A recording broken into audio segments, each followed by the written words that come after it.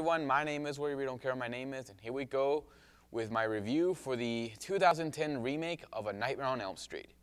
So the original came out in 1984 and was directed and written by the late great Wes Craven, the master of horror.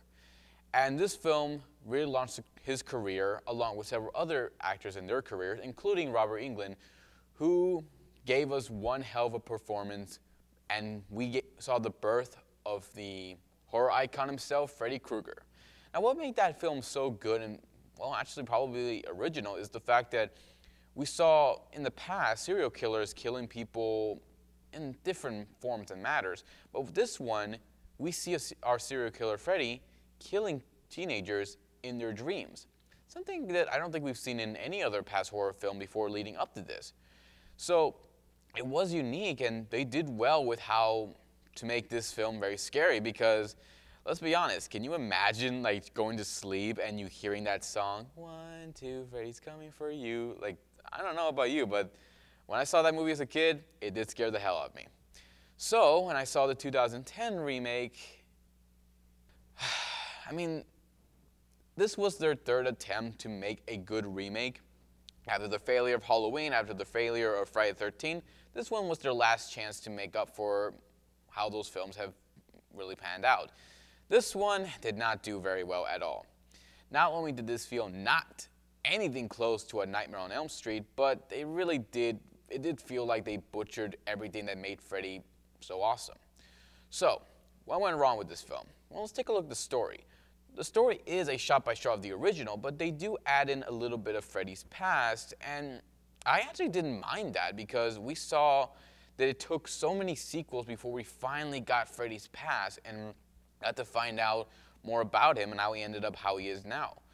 In this film, we're given just his background about how he's connected with these kids. And okay, there's nothing wrong with having your main villain having some past connection with the main characters. There's nothing wrong with that. I actually like that. The only problem is nothing about Freddy's past made him look that cool, made him that scary. And I mean, the only thing that we know about him is the fact that apparently he did something bad to these kids and the parents just killed him. That's it. Not really much of a motivation. Now, what made Freddy in the original so good is the fact that he was a child murderer and that he got off from being tried for these crimes, and he was burned to death by the parents, and he vowed revenge going after them. In this one, he's just going after these kids because he wants revenge against them for snitching on him. That's pretty much it. So, yeah, the story really isn't that interesting. Nothing about it really keeps your interest. And for fans who are, you know, big on the Nightmare on Elm Street, they're going to be very disappointed with this film. And I can't blame them. This film really doesn't do its job when it comes to keeping the audience in their attention. So, what about the characters? Is there any hope for them? Not exactly. I really didn't like any of these characters. None of them are that good, especially the actress who plays Nancy. Now, don't get me wrong. The original, she was cool. She was awesome. She did act like how a teenager would act, but when she is confronted with Freddy and now she realizes she has to stop him before he kills her, she becomes a lot more of a stronger character. In this one, not really, and I'm very disappointed with how she isn't that good of a character. Now, don't get me wrong. I'm putting the blame on the writers. They probably had her character act that way, but I am disappointed considering the fact I am a fan of Nancy and how she kicks Freddy's ass. That's always one of my favorite scenes of seeing in that old film. But yeah, the other characters, none of them are very interesting. They're just there. They're going to be killed off. You really don't care. I think the biggest problem for me has got to be the actor who plays Freddy. He's not a bad actor, don't get me wrong. He's a good actor. But in this film, what made Freddy cool was the fact that there was a bit of a charisma with him. He had a very good personality, and he is able to have fun. I mean, you could tell that Robert Englund looked like he was having fun playing as Freddy. Just the way he's moving around, just the way he's portraying him, the way he's like taunting his victims. Like, that's a pretty cool villain, like able to do that. This guy, he's just so dark and I'm gonna kill you, I'm gonna cut you. Do you think you can bring the dead back to life? No. No! No! I didn't fucking think so. No! No! No! No! Why are you screaming? I haven't even caught you yet. Are you trying to sound like Batman from The Dark Knight?